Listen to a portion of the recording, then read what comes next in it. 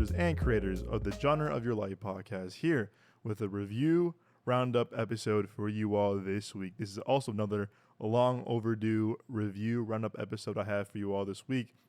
This will be accompanying a full episode of the podcast this week. This week we have a crazy podcast episode for you all. We have two pretty big movies to review for you all this week. One is the new Amazon MGM show, My Old Ass, as well as the crazy bonkers original thriller, The Substance. So look out for that. Look out for me and Nick's review of that this week on the podcast. But in the meantime, like I said, I have a very, very long overdue review roundup episode for you all, which is this episode that you're currently tuning into.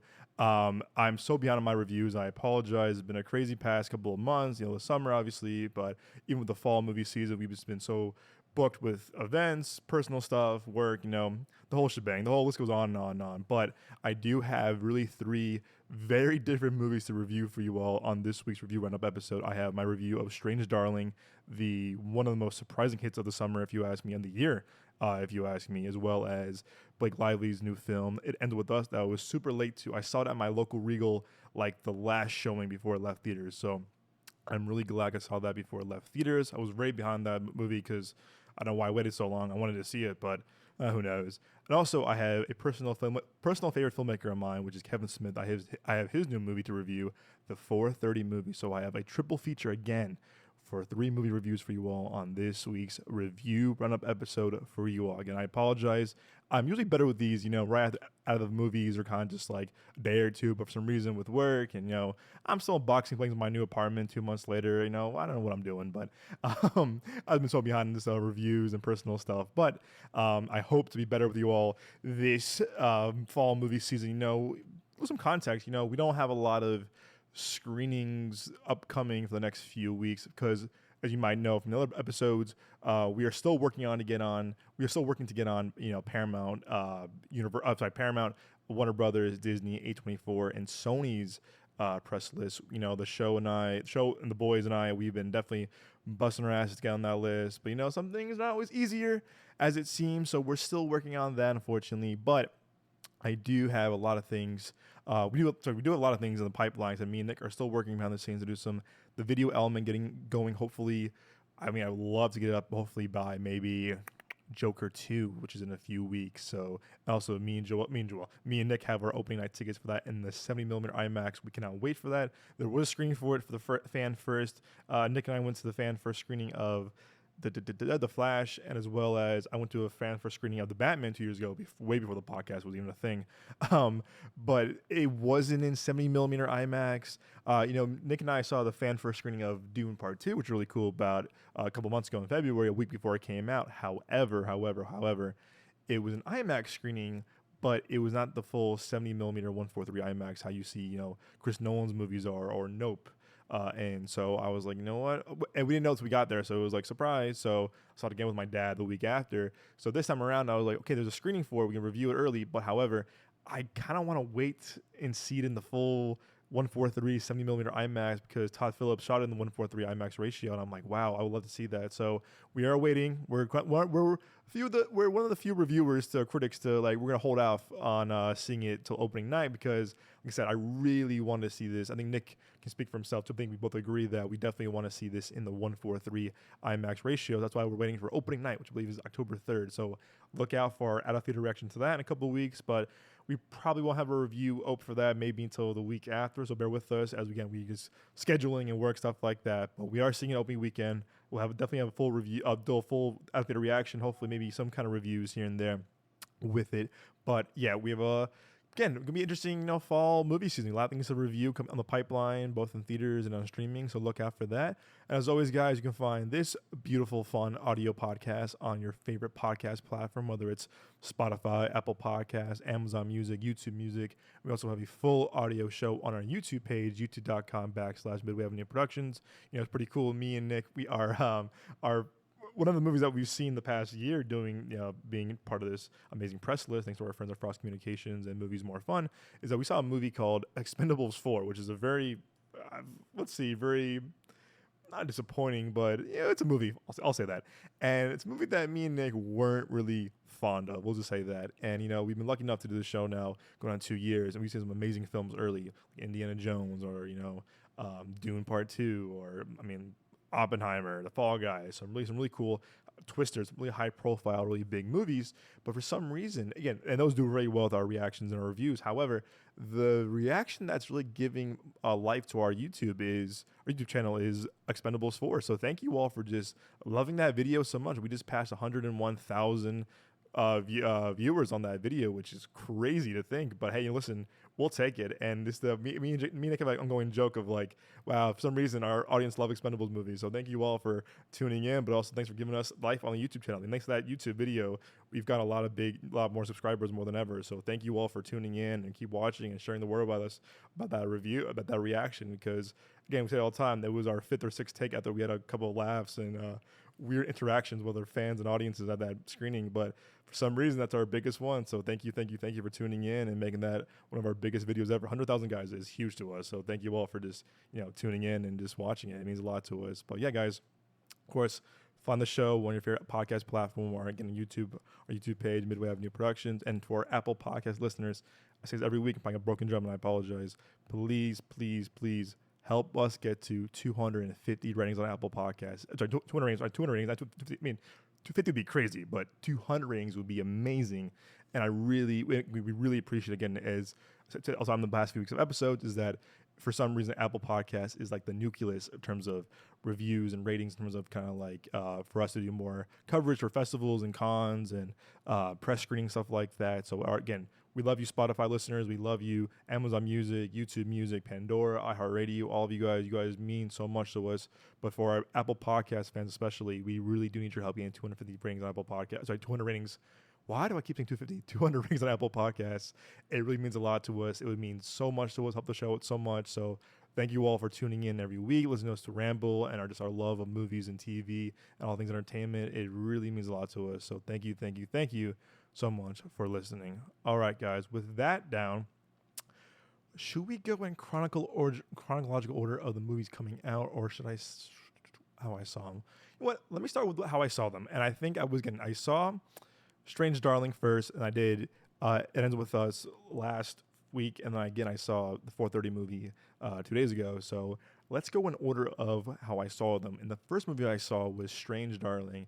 And to be fair, most of you all are going to be like, what movie? And again, I was with you too. I really did not know really much about this movie really at all. I think when I saw the neon film Cuckoo, which I'm not really a huge fan of, but listen to my review of that on the channel right now. I walked into Cuckoo and this quick teaser was playing, and it was like there's 2 people in a car, neon lights, and the woman asked one of the quick characters, "Are you a serial killer?"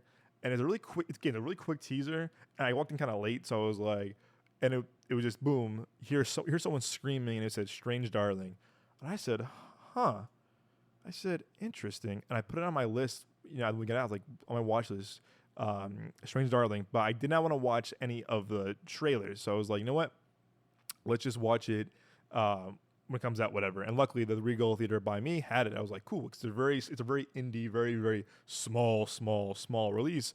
And sometimes, some theaters get movies like that, some of them don't. I still haven't seen Kinds of Kindness because not all theaters in our area here in the Valley of AZ, got it. So it was just like, okay. So I was looking up my theater to have it.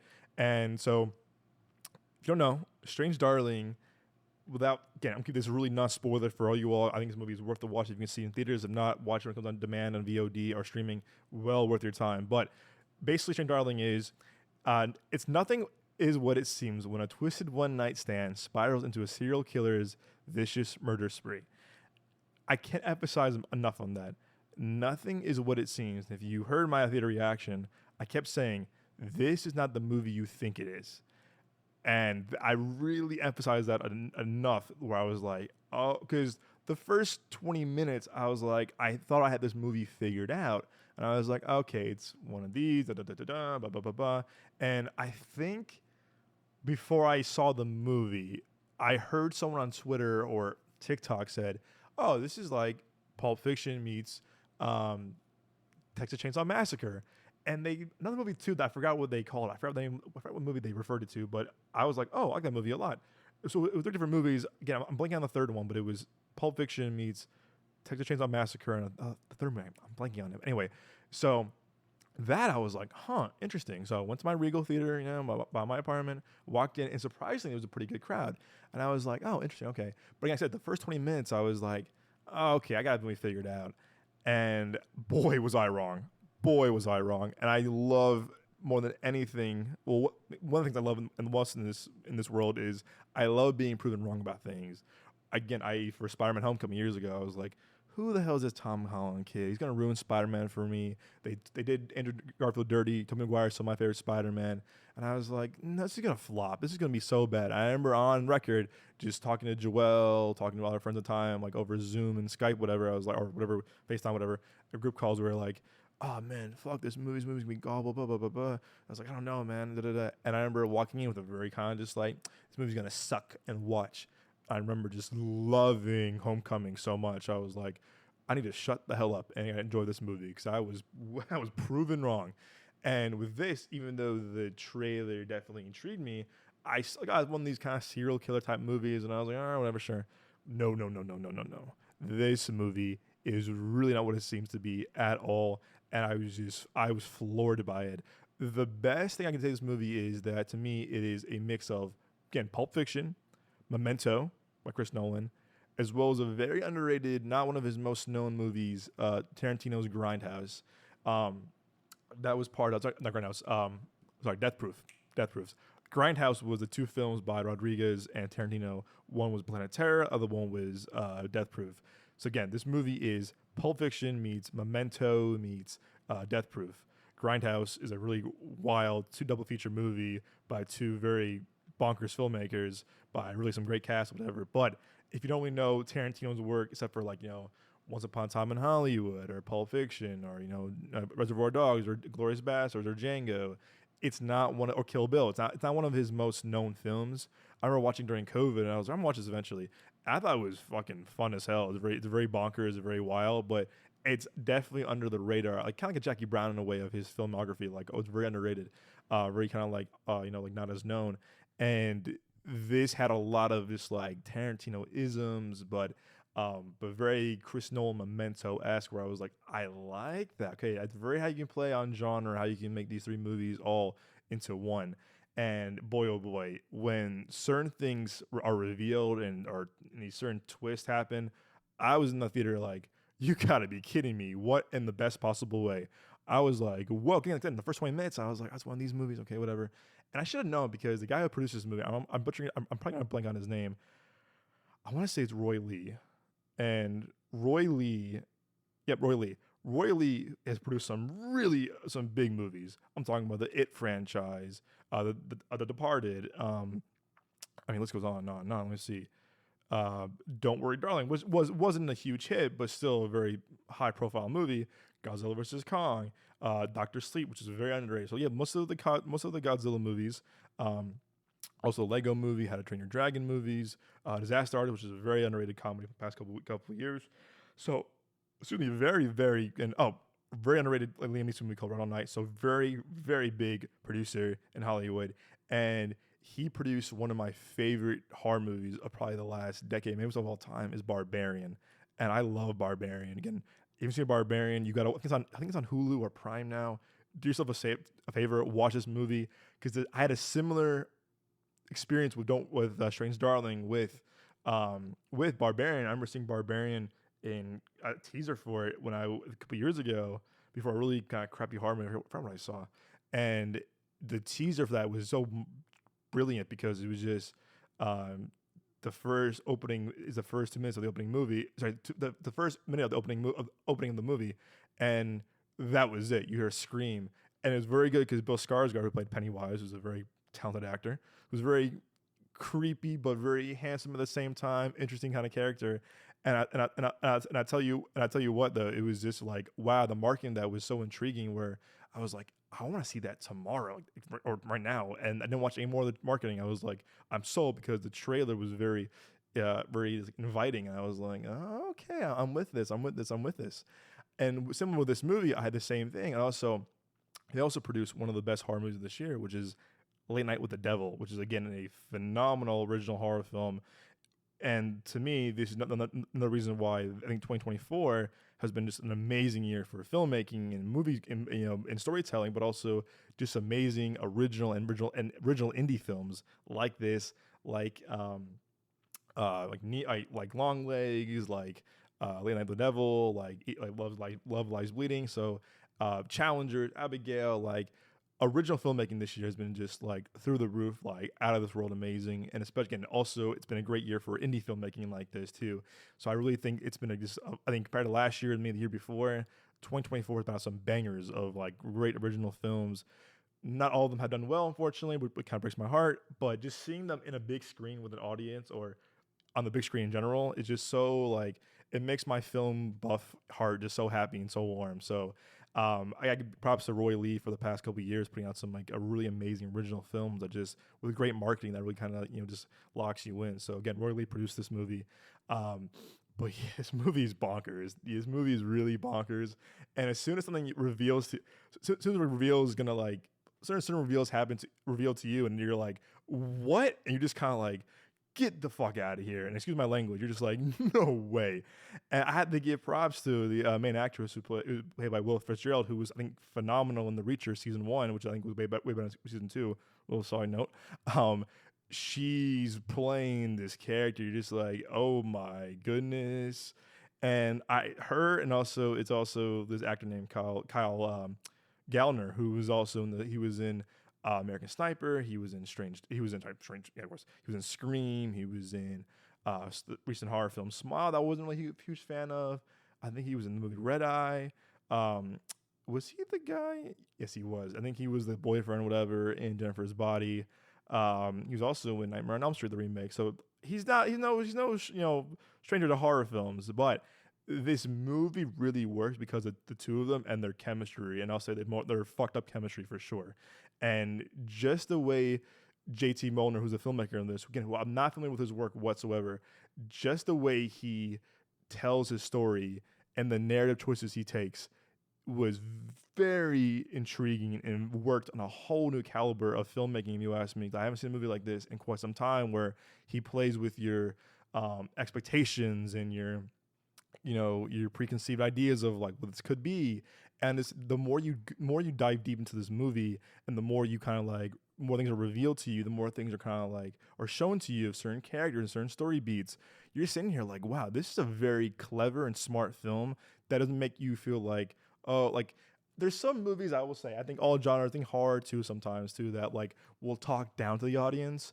And there's times where I'm like, okay, I get it. I think Civil War, the movie came out a couple months ago, is a big example of that. However, a movie like this, just it plays with your expectations, but it in a very clever way. You're just like, oh, okay, that well done, bravo. And again, the whole time I'm sitting there, I'm like, oh my gosh. And the more we get into this movie, the more things are revealed, the more things you kind of like you learn about certain characters and certain again story beats. The wilder it gets, the more bonkers it gets. And the whole time I'm sitting there like, yo, how crazy can this movie be? Like, what next? And something else happens. Something else happens. Something else happens. And you're just like, oh my God. It's definitely like very anxiety induced the whole time. You're like, oh, okay, like, will this person live? Will this person get away? Whatever. But nope, this happens or this happens. And I like how JT Molnar knows how to write his character out of the box, or characters out of the box of like, you think they're trapped this way, and then this happens, and then this happens. Is like, it's very, the way it's very conducted, and the way he kind of tells the story in this very certain way is very, again, I haven't seen that movie. I've seen that movie in a long time. That's why it reminded me a lot of, again, a Pulp Fiction or a Memento, in a way of just playing with narrative, playing with structure, playing with time, and playing with audiences ideas of who this might be. And I love that when it's like they can test you, and they can like like play with your like expectations. And I love that in the film. And the score in this was very haunting, and it was very kind of like 70s, like 80s, like grindhouse. Like that's what movie. Again, I'm some 90s kid, but I've seen enough movies from the 70s and 80s that kind of very just like very like grindhouse and very just like 70s 80s horror thriller, very John Carpenter-esque. And I was surprised to see the cinematographer of this was Giovanni Ribisi, who I grew up watching. Obviously, he was in, oh my gosh, what I know from, obviously Ted was definitely one of the things I know him most of. But stuff like Suburbia. Who is where is some? Yeah, there he is. Where's the IMDb? I know in Entourage. I mean, Avatar was a big part of my childhood. Lost in Translation. I think you do. A lot of the again a lot of the Todd McFarlane, um, Todd McFarlane, Seth MacFarlane. Why I say Todd? Seth MacFarlane kind of movies and shows, obviously. And also he's also in a good movie that I think is very underrated. People hate it. I like it. Is Gangster Squad. I thought he was really good in that. Great actor. And when I saw that he did the cinematography, I was like, really good for him. Again, I love when again I say this all the time with filmmakers, but obviously he was in Friends. I love when I see filmmakers, I would say actors, kind of just take a turn in their creative direction, whether it's directing, whether it's writing, whether it's producing, whether it's cinematography, whether it's editing, whatever. I just really like seeing actors or creatives just kind of like take a turn and like, yeah, I'm an actor now turned director, and I think it works most of the time. You see amazing actor turned directors like a Bradley Cooper or um, a Jordan Peele.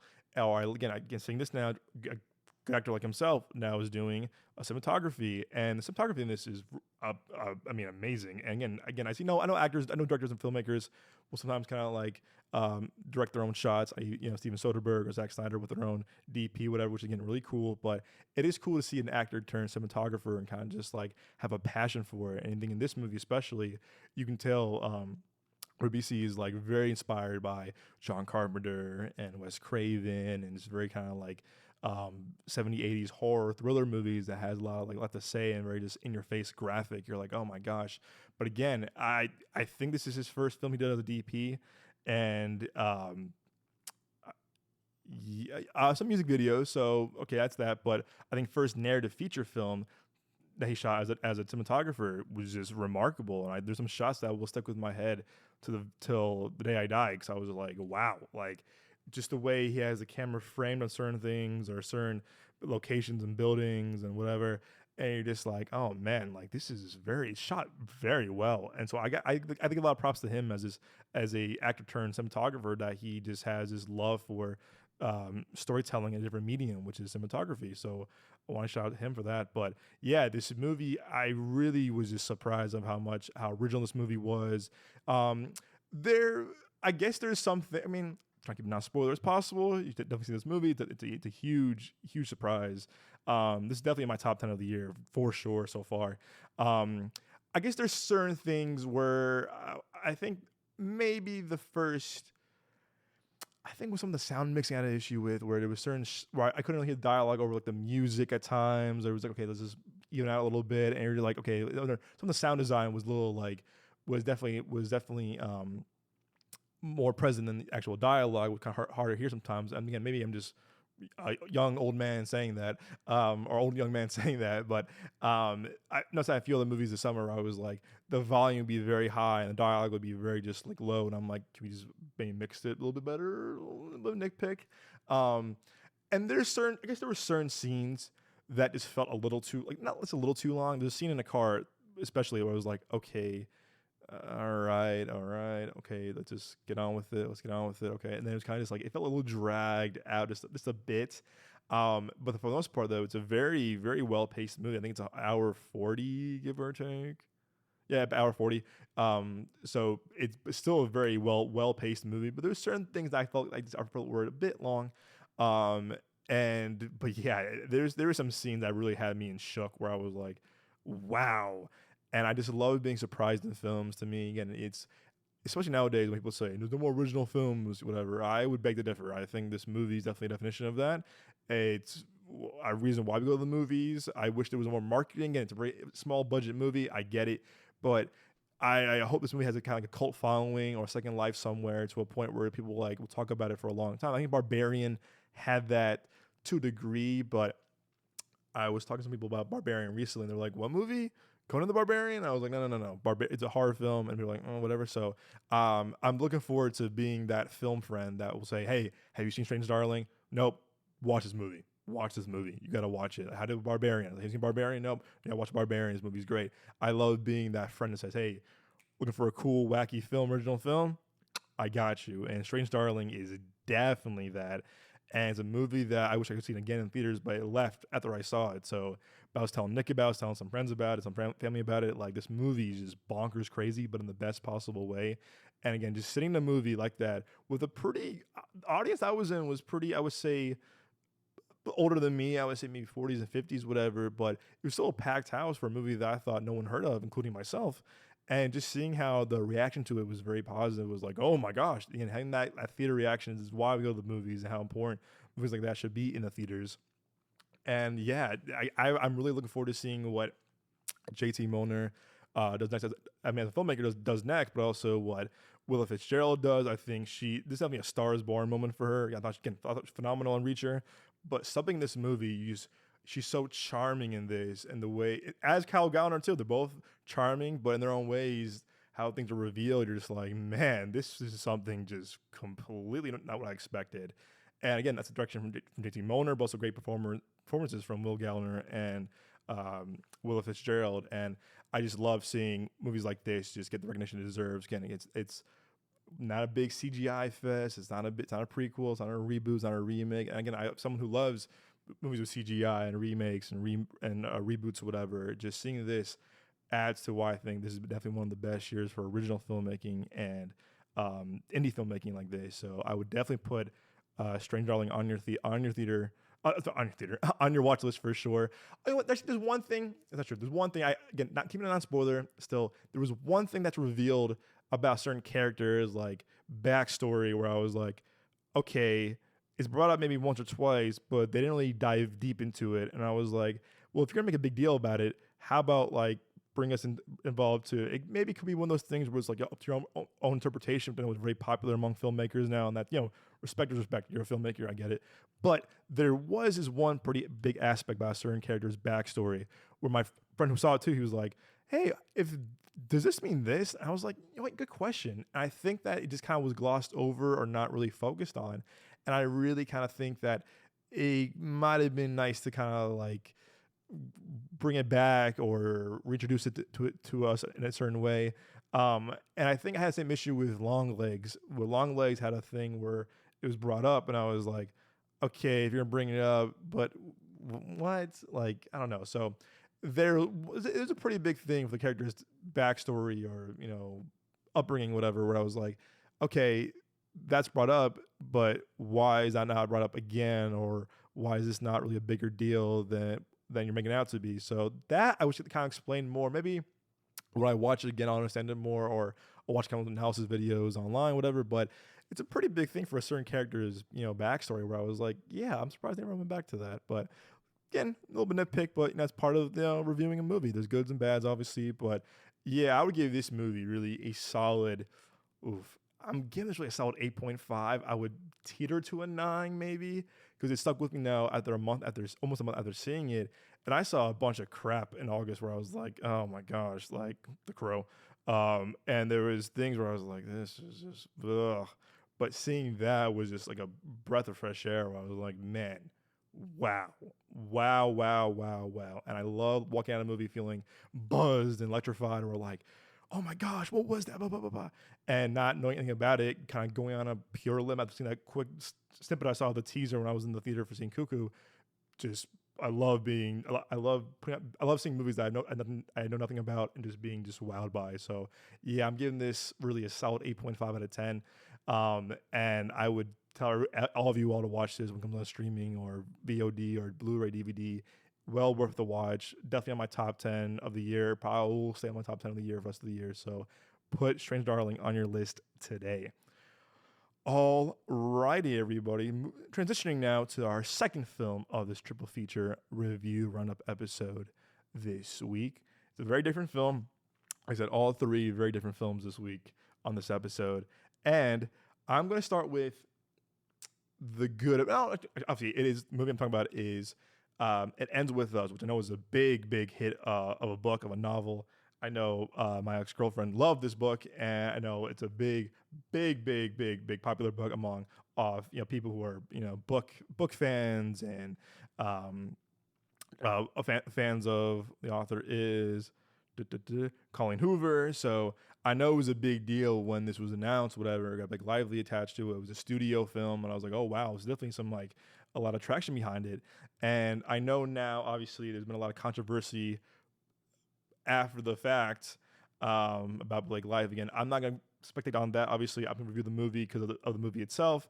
I think that we talked about the Flash last year. I wanted to kind of avoid the controversy. Again, we want to review the movie solely based on the movie, the performances itself, and just the cast and crew that made this movie, whatever. So I know we'll address it. I know some controversy between the actor director Justin Baldoni, who has some beef with Blake Lively. I know Blake Lively also a producer of the movie itself. So again, I acknowledge that, I address that, but I'm going to be reviewing this movie solely on the movie itself, the performances, the acting, whatnot, writing, whatever. And again, I knew this was a really huge hit as a book, but also as a movie now, it's made so much money. I think it was also a surprise hit because it was like week 2 or 3 after Deadpool, and Deadpool and Wolverine was still crushing at the box office, but also a kind of friendly competition with, husband and wife with Ryan Reynolds and Blake Lively. And it was cool it was really cool to see those two lead the box office with both $50+ million movies that weekend, which I thought was huge for the box office. I think August especially. I think the past couple of years, especially because of COVID, August has some slumps. You're just like, all right, whatever. And I think the biggest August movie before this. I mean, I know Top Gun was killing it 2 years ago, but I think I remember my freshman year of college, the week before I started college, was Suicide Squad, a movie that my brother and I love to this day for other reasons. No, hot take. But that was like 135 opening weekend, whatever. So I haven't 135 mil opening weekend. So I haven't seen a movie like this with a big August opening in quite some time. If you think of one, let me know in the comments below or DM us on Instagram, because I can't think of anything that was really huge in August the past couple of years. COVID was a big part of that, obviously, but then 2019, I can't think of 2018. You know what? No, that's not true. I think I haven't seen the movie. It's my list for years now. I remember Crazy Rich Asians was a huge deal in August 2018. So I want to. Also, The Meg was pretty big too that summer, but I think the Crazy Rich Asians was probably the last big summer August movie. So, but anyway, it was really cool to see two studio movies, theatrical movies on the big screen, both with $50 million plus weekends, and especially for Blake Lively's movie, It Ends With Us, opening weekend. Well, I think it was like estimate was like 20 mil, 25 mil, which is also very good. But the movie cost 25 mil in general, and it made 50 mil opening weekend and made it back its budget already. And it's already grossed 330 mil worldwide, which is crazy for a film that budget. But again, kudos to Sony for believing in the movie. But I also think it was the marketing of it as well, because there's a lot of marketing of it. Like her husband, Blake Lively, is very good with social media and marketing or whatever. I think also the book has a huge fan base and core that was just really a big hit of the box office. So I'm really glad this movie was made for the big screen. Again, not knowing much about it other than just knowing like it's a very heavy movie, it's a very sad, very emotional movie. I didn't really know much. I think I watched the first teaser of it like back in June or May, and I was like, you know what? I knew much about it from my ex-girlfriend. I know how much people I know that love the book so much. So I was like, okay. So again, went in pretty blind, roughly, I'll say. And I went to the last showing that was playing last week before it left theaters, and I was really late to this movie, and I apologize. I think it was just like I was just watching all the work and podcasting. I'm busy, but I know it was still doing well at the box office. And I was checking my Regal app, and it was like last day to see this movie, and I was like, okay, I'm definitely seeing it before it leaves. I went to the last showing ever at the Regal here in Gilbert, and I walked in. There was a row, I was in a row and a half of, I guess, fans of the book, all women, and then there was me. I was like, what? I'm here with you all too. I sat in the back, and I was very curious how it was going to play out, obviously, in terms of the movie. I know it was a big box office hit. Review-wise, it was kind of hit or miss, but I think Moses saw it and he liked it. I could be wrong. I don't want to misquote him. But anyway, I'll tell you what, I am a fan of Blake Lively as an actress. One of my favorite movies of hers is definitely Accepted. It's a very underrated movie, if you ask me. It's one of my favorite comedies of all time. I love that movie. But you know what? I love her. I thought she was great in A Simple Favor. I thought she was really good in The Town. One of my all-time favorite Ben Affleck movies. Probably one of my all-time favorite movies in general, too. I love The Town. I think I fell asleep watching The Shallows because I was like, okay, I just didn't have any interest to it. I heard Age of Adeline is really good, but I remember seeing Simple Favor with my late great friend Julia, and her and I were like just geeking about the movie. And also a big book, I know that, but I remember loving Simple Favor when it came out a couple years ago, and I was like, this is like Gone Girl but with comedy, directed by Paul Feig, and I'm like, oh heck yeah. So I thought her best role to date was definitely Simple Favor. I can definitely say that after seeing the movie, I think her best role to date is It Ends With Us. I think in this movie, because it's really her movie, and this the subject matter of it all. And if you don't know about It Ends With Us, kind of like me, when a woman's first love suddenly re-enters her life, her relationship with a charming but abusive neurosurgeon is upended, and she realizes that she must learn to rely on her own strength to make an impossible choice for her future. So, what I said in my theater reaction is that this is definitely a very heavy film in terms of its story and the message, but at the same time, it's also a very important movie to watch because of the same reason. It it's a movie that's it's about domestic abuse and violence against women and just like unhealthy and toxic relationships, whatever. And it's if you're again if you experience that, whatever, if you're not do well with that, someone like me, I really can't watch movies with that as much. I get really upset. I get really kind of like just like sad about that. So um, kind of like in certain movies, again, I can't spoil out the movie that we saw this summer, but when we do our spoiler review of another movie, we'll talk about it. But there's certain movies I saw this summer that deals with assault or anything.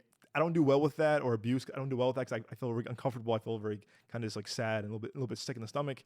And so with this, I don't really know how the full extent of that, what it was in this movie, but it's definitely very apparent on multiple occasions by different characters, two different characters. So it's a very heavy watch.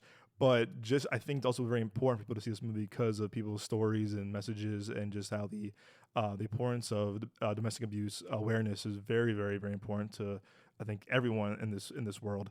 And I think just watching it, just I think what Blake Lively does emotionally, as someone again, keep it on spoiler for this one as well. But the book, what I'm talking about is that with her backstory of what she experienced. In terms of abuse and a toxic family, and then what she goes through was right something similar. You see this character is just broken down, is just very just like, how can I love when I've been around this? I think in the first half hour, Blake Lively does a really well thing of like, I don't believe in love, kind of because of this reason and X, Y, and Z. Keep it on spoiler, and I think it's all in her eyes too. I think what Blake Lively is that in her eyes, like she says a lot in her eyes. I remember in The Town, the way she looks at Ben Affleck and Jeremy Renner. It's all in the eyes. And I think in Simple Favor, same thing. When she's talking to Anna Kendrick or her husband, played by Henry Golding, it's like it's in the eyes. And I think it's really important that just how she kind of just like sees situations of her characters, it's all in the eyes. And I think it's really again kudos to her as an actress. That I think a lot of good actors and actresses can like say a lot just by looking at you and all in the eyes. So I think in this performance, especially like her other performance that I just mentioned, it's all in her eyes. And I really love that Blake Lively kind of commands the screen. Like this is her movie. I haven't seen her in a movie in really quite some time, I want to say. I know she was in Deadpool and Wolverine as a voice, but not as a leading act. I think the last movie I saw her in, yeah, it was a Simple Favor because she was in The Rhythm Selection. I don't even remember this movie. I don't remember this movie. Yeah, that came out, okay. 2020, so probably COVID. And I guess she was an If. I haven't seen If yet. It's on my list. So yeah, her last leading movie was Rhythm Selection, but the last time I saw her in was Simple Favor. So it's been a while, but she really like kind of like her husband Ryan Reynolds. They both command the screen, and I think whatever scene Blake Lively's in, all eyes on her. She's very, very, very beautiful. But also too is that the way she kind of talks, the way she kind of like has a really kind of bold eye contact to her other characters or to the audience or to the camera. It's very bold. It's very demanding. You're like, wow, I'm definitely invested in her character and the emotional arc that she wants to go on as her character and the end of the story. And what this movie what I thought was very interesting is that there were certain actors where I was like, oh wow, i.e. Jenny Slate. If you know her from, she was also in SNL. She's Mona Lisa in Parks and Recreation, and I thought she was pretty good in Venom too. People had a problem with her. I thought she was good in Venom. And she's again voice actress as well. But I was very impressed by Jenny Slate's acting in this, because again, I know her mostly as a comedian, but again, I think a lot of times comedians make really good dramatic actors too, or good filmmakers. So I really give her props for kind of just like shifting. She kind of does her Jenny Slate kind of thing, getting like kind of like the quirky, the bumbling, like, oh yeah, this whatever, da, da, like how she was on SNL. But with this, her character is just very sympathetic and very almost like a warm hug. And I love that her chemistry between her and Blake Lively is very beautiful and it's making a solid friendship. I love that there's certain scenes where I think sometimes when comedic actors like herself will do a joke, whatever, or kind of like lighthearted, whatever. But I think there's certain scenes in this movie where she has to be serious. She's being very serious, and it's a really great performance from Jenny Slate. Where I was very surprised. I was like, wow, the whole time I'm like, Jenny Slate is killing this, and she's really good in this. I was also from her husband is played by a popular oh my gosh, comedian. I'm blanking on his name as well. But he also, again, he's a comedian as well. I thought he was really fun. I thought really funny when he has to be funny, but also very serious when he has to be serious. But for the most part, though, except for Blake Lively and Jenny Slate, I didn't really know anyone else in the movie, like some of the actors or supporting characters, supporting cast. Where I was like, I like kind of like surround yourself with like unknowns to kind of like will bring good out of the people that we do know, Jenny Slate and Blake Lively, but also Blake Lively and Jenny Slate will also give the unknown actors really good performances as well. So I think it's really cool how they kind of balance the both of them. And again, didn't know this guy's work, James Baldoni, who is the director, writer, also director, producer, also star in it. But very handsome dude.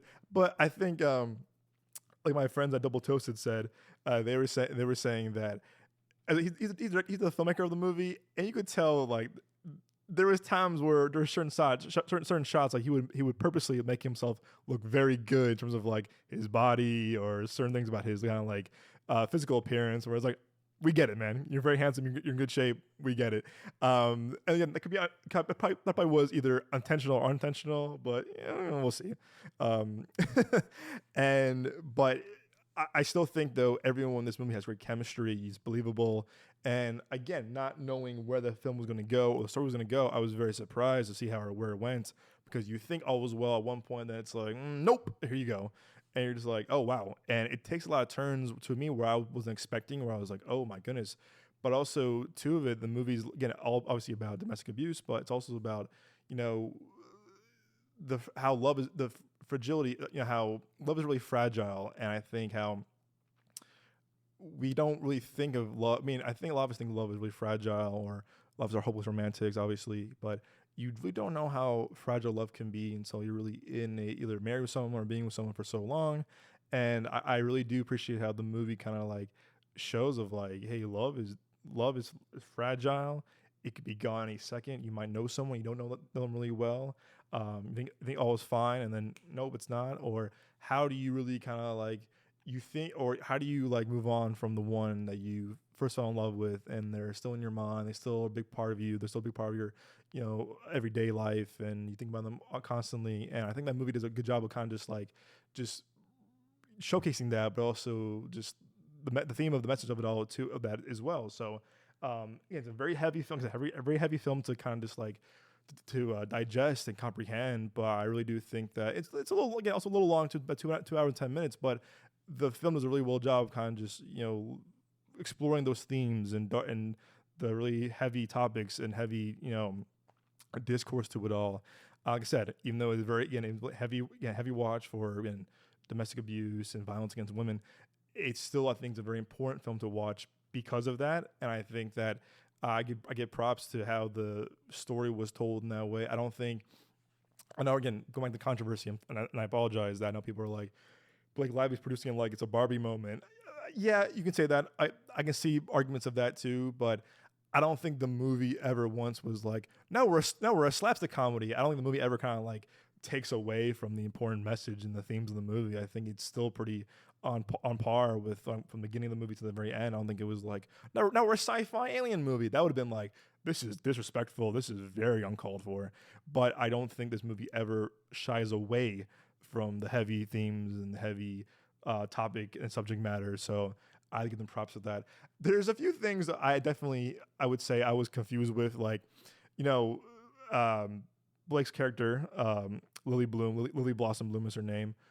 she loves flowers, obviously named after flowers. So she has her own has her own flower shop in Boston. She moves to Boston to open up her own flower shop, and we never see any customers there. And why I say this is because later on in the movie, like months, whatever, the store's been open for a while now.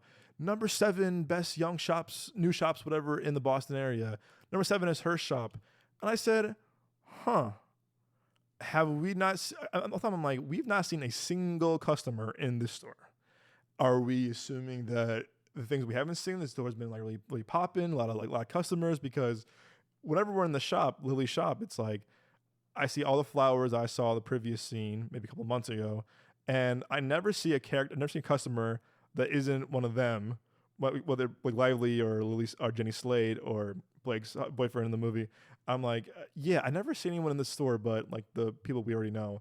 So I was like, hard to believe that there was a hard to believe there was a number 7 best stores in Boston when we never see a single customer in this store.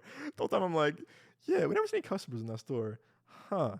And I do think the first half hour, not first, I mean the first 20 minutes felt a bit little rush where I was like, slow down a little bit. And 2 hour 10 movie, I get it, it's already long as it is, but I think the first 20 minutes is a bit just like boom, boom, boom, boom, boom, boom, boom, boom, boom, boom, boom. It's like if a movie like this, I wouldn't mind a slower burn of like an opening introduction to certain characters and certain kind of like establishing who's who, what's what, whatever in the world that we're in. So that's, to me, I was like, oh, okay. And I think similar to Strange Darling, there was certain scenes again where it's like the audio dialogue was a little not mixed well, where I was like, I can't really hear what they're saying, but I assume they're saying this. So again, going back to the audio mixing of dialogue and sound, whatever, or score and soundtrack. And I do think the score in this is very beautiful. I think the soundtrack in this is really great, from Taylor Swift to Post Malone, right? Really cool, modern, contemporary music, I would say. So I love the use of soundtrack and score in this very well. Cinematography by a guy named Barry Peterson, who's done like a lot of funny comedies like 21 Jump Street, Central Intelligence, 22 Jump Street. So I also love seeing when kind of like comedic cinematographers also do something more dramatized and more serious like this. I think cinematography this is very beautiful. And what this movie does really well is that I love when films and shows can make their location a character. Boston in this, which takes place in Boston, is its own character throughout the entire movie, and I love that they never shy away from that they're in Boston and how important the city that they're in, and how big of a role that Boston plays for everyone's characters in this movie. And I love I think also Good Will Hunting, same thing with having Boston as like, again, Boston, again, even the town, the same thing. It's having your location a character. And I really just love. Again, I'm a sucker for that. Dark Knight, when Gotham, Chicago, Gotham is a character of its own. When you make your location so important, so involved, and it's basically like you believe that this is a living thing almost. And I think busy cities like Boston or New York or Chicago or LA or Atlanta, very busy cities, but they feel even more like just relatable and like home when you make a big deal of what they are and the role that they play on the characters in this. I think Boston in this for sure does that to every character in this movie and its overall story. And so I love that they didn't shy away from that whatsoever. And I'm really big on like when they do like younger casting for a certain actor or certain actors. I think the casting in this for Lily and what's the guy's name? I'm blanking on the character's name already. I think it's Atlas. Yes. So Lily and Atlas, again, no spoilers, but when we see the younger version of them when they're in high school, I thought it was casted very well. I thought she reminded me a lot of Blake Lively, and I thought the young actor playing Atlas reminded me a lot of the actor Brendan Sklenar, who plays the older adult Atlas. I was very impressed. I was like, wow, this is really good casting. And all the time I'm like, I believe that this was younger than them at one point. I think they did a good job with like, I think Blake Lively has got like the thing on her nose or near her nose, but not a mole, but something. And they did it pretty well on the younger version of her, where I was like, oh yeah, this is very well casted. And I was like, this is, again, adding to the whole believability of the story, whatever. And I thought that, like, again, chemistry was so important throughout the entire movie. But again, I think Blake Lively has good chemistry with Justin Baldoni as well as Brendan Sklenar. And again, you just believe you believe um, the romance, and you believe like the ups and downs of what she goes through with both these men. And I was like, yeah, this is very well casted. So again, not knowing much about this movie, and again, I'll be honest too, I cried multiple times in the movie. I think I cried a lot this year in Arthur the King. This movie, I'm trying to think what else. I'll be honest, no shame in this whatsoever. I teared up multiple times in this movie where I was like, "Oh my gosh, man!" And they play a certain Taylor Swift song where I was like, "Oh, come on, Taylor." But I was like, I caught myself tearing up, and I was like, "Yeah." I was one of the ladies in the front row in front of me. I was like, "They're crying too." I'm like, "I'm with you, ladies. I'm right here with you. I'll be part of your book club." Uh, so I definitely was like, definitely tearing up a little bit. So but I think the movie had definitely had an emotional impact on me, just as a movie itself, but also just the themes and stories. So, and it stuck with me too. I went away this weekend with Nick and his fiance and some friends for a getaway, and all the time I'm like, yeah, the movie was it touched me in a very like, it stuck with me in a very certain way. So I'm giving this really a solid 8 out of 10. I was very impressed with this. Again, not knowing much about it, I know again controversy is very just there right now. Again, just reviewing the movie on its own merit and its performances and cast and the crew, whatever direction. Um, I definitely was impressed with this movie a lot. So I'm giving this an 8 out of 10. Will it be my top 10 of the year? I will say probably not, but it definitely stuck with me in a very emotional way. So it will definitely be in my honorable mentions list for sure this year. Alrighty, my friends. And the third chapter of this triple feature review roundup is again, I have Kevin Smith's 4:30 movie. And Kevin Smith, thanks to our very own Joel Kinnaman, I gotta give props to Joel because when we were growing up, he would quote Clerks and Jay and Silent Bob, and I was like, "What are you quoting, man?" Yeah, Clerks. He goes, no. He goes, "You haven't seen Clerks, dog? What the heck?" Blah, blah, blah. And as y'all know, Joel's also a big film buff, as all of us are. And I remember, I think it was freshman year or maybe 8th grade freshman year, we just binged all of Kevin Smith movies. We watched Mallrats, we watched Jay and Silent Bob, Strike Back. We watched Clerks 1 and 2. We watched Zack and Miri Make a Porno. We watched Cop Out. I mean, I was just like, oh wow, and so that's why like a lot of times you'll hear me and Joel in public places quoting Kevin Smith movies to each other. And so thanks to Joel, I really have a love for Kevin Smith because of him showing me all of his movies, when we were kids or whatever. And lucky enough, I went to a Q&A and a screening with Kevin Smith Became the Phoenix 2 years ago on my birthday, which was pretty cool. And I watched Clerks 3 with a crowd and a 2-hour Q&A. And the thing about Kevin Smith, I credit him a lot on a lot of things. I also big fan of his podcast. Whether it's Fat Man Beyond, and also Chasing Amy, great movie of his too. So again, watching all those movies with Joel growing up, but also a big fan of his podcast. You know why? Because he's a great storyteller, both I think behind the camera, also on the mic, and the way he can talk about anything. Again, I really admire just his just the way he can talk about anything for hours and just make it feel so personable and very. He has so many good stories to. I never feel again. I might hear him once or twice, whatever, but I never feel like, oh my gosh, this story again. Like he's a very, very, very well spoken, very well crafted storyteller. And again, not all his movies work for me, unfortunately. Again, I'll be honest. But I love how he's he's himself. He's himself. He's not afraid to be himself. And I think he's really true to his craft and filmmaking and voice. And I really enjoy watching Fat Man Beyond every week with his podcast with his partner Mark Bernardin. And again, he's a very funny storyteller, and just the way he can kind of connect to his fans and his people like him are just massive movie geeks and comic book geeks, whatever. I just love how he can just really kind of just like talk to his fans and the love he has for his audience too. He's so grateful for his audience, and also too is that he's very self-deprecating, which I enjoy a lot about his humor. But he's a guy that really loves his fan base and audience, not like one of those guys yeah, I'm making a movie, look at me, not a pretentious guy whatsoever. So I just like him as a person, but also as a filmmaker and a storyteller. So again, I give props to him. Also, again, a big reason why I wanted to do this podcast with the boys in the first place was podcasts like his, because he's very good at telling stories and reviewing stuff, and also just having this really good heart when it comes to just movies and everything, entertainment. Because kind of like us, he kind of likes a lot of things that we like. To that, even he'll find the good things out of the bad movies. That again, I think me and Nick and Joel most all can do at times.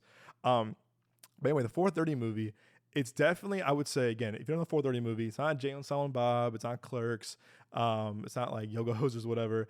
I would say, safe to say that I think that's definitely his like most personal film to date. And the 4:30 movie, it might pull up right here on good old IMDb. The 4:30 movie is about a group of teens in the 1980s spend the day theater hopping, and that's it. That's the premise.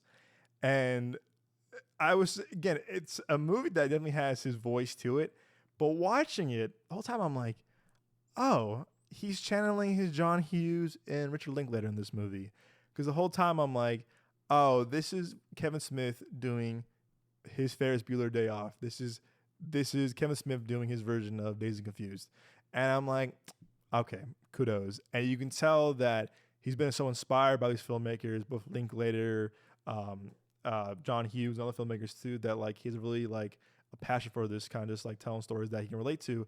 But this movie definitely is the most personal to date, if you ask me, because you can tell that like, well, it's funny too that the movie, the theater they shot it in, he owns theater now, but that was the same theater he went to as a kid watching, Jaws and Indiana Jones and the Batman or whatever. So it's really cool to see him A, buy that theater in the first place, but B, shoot it at a movie theater that he kind of grew up in. And it's really very kind of like very full circle, very kind of like very cathartic in very sense of the way.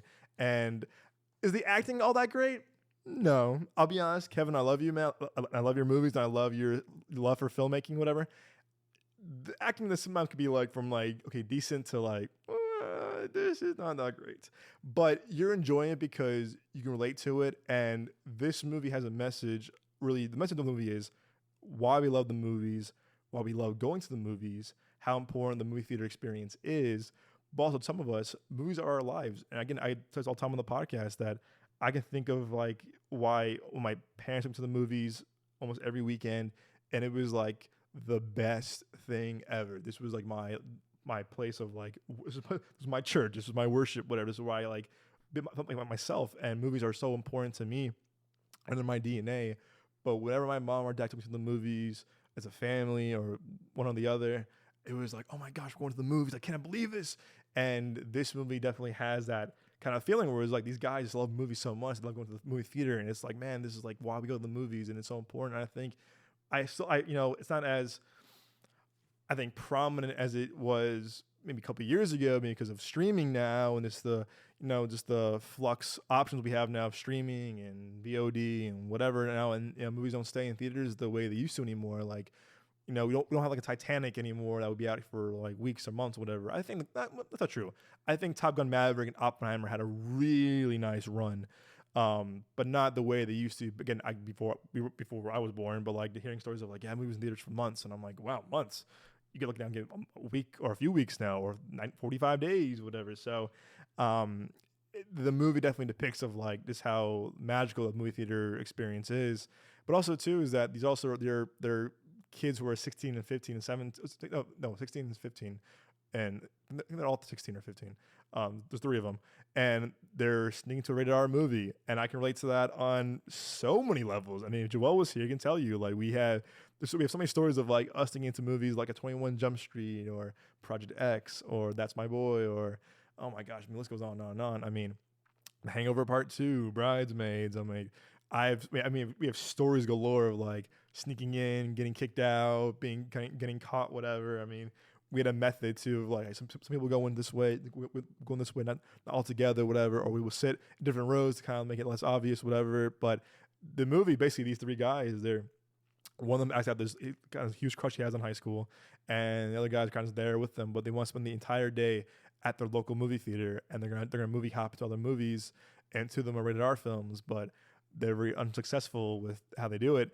And again, to me, that was so relatable. I'm like, man, I remember the one time we saw this movie got thrown out, or we got kicked out of this movie because of this, whatever. So we can definitely relate. Or I remember just the adrenaline of like, what if we get caught? What if we get caught in this movie? Whatever. Like I was so nervous. I remember Joel. And I'm like, hey, Doug, be cool, man, be cool.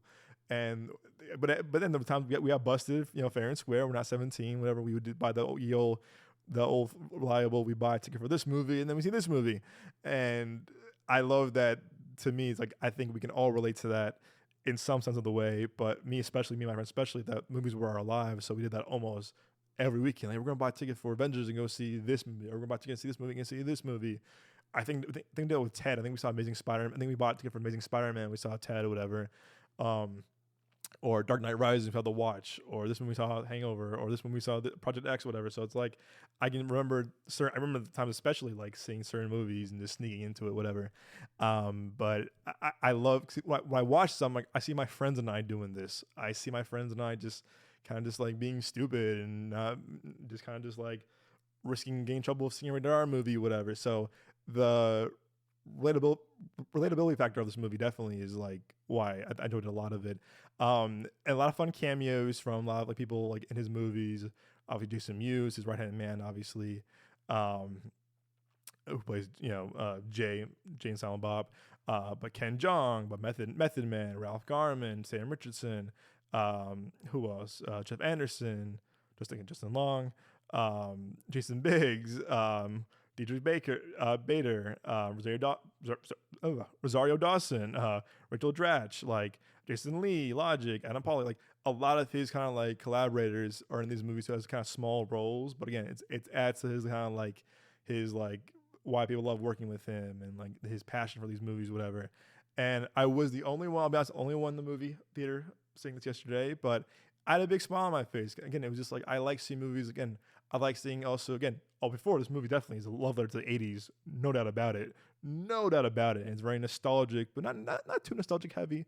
But like his other movies too, it's very meta, very very meta because they're saying jokes that we already know about. Like there's a funny Bill Cosby joke that like, oh, he's an American treasure, man.